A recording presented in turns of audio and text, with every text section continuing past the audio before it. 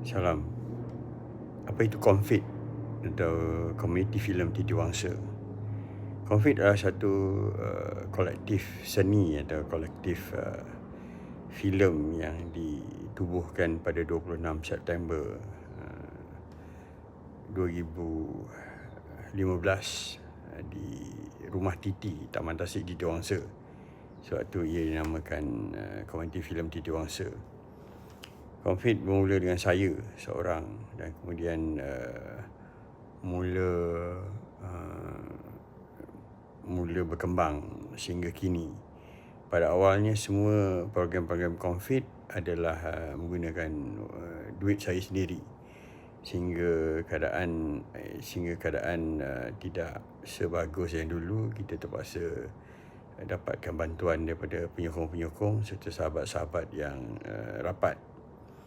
Apa yang aktiviti Confit adalah, yang pertama sebenarnya adalah konsep community cinema atau cinema community. Kita menayangkan filem-filem dan semua filem yang kita tayangkan adalah filem tempatan, dan setiap kali tayangan kita akan adakan perbincangan, orang kata membedah filem-filem tersebut. Dan filem-filem yang kami tayangkan semua filem-filem yang kami tayangkan mendapat kebenaran daripada pihak penerbit, dan pengarahnya akan hadir sekali untuk sesi perbincangan dan Q&A. Daripada ini program Confit bermula. Yang pertama dihadiri, saya ingat, lebih kurang dalam 14 orang. Dan program Confit yang terakhir di Taman Tasik Titiwangsa sebelum kami pindah ke Penang adalah lebih daripada 300 orang.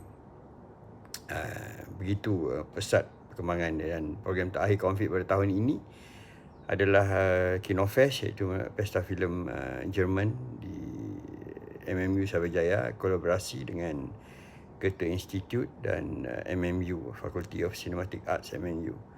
Apa yang kita kan adalah Confit percaya betapa pentingnya cinema community untuk mengembangkan atau untuk membangunkan, pertama, industri filem itu sendiri. Kedua adalah apa yang saya sebut sebelum ini, cinema culture. Jadi cinema community adalah target utama Confit dan aktiviti utama Confit. Dan Confit percaya adalah dia antara benda yang dia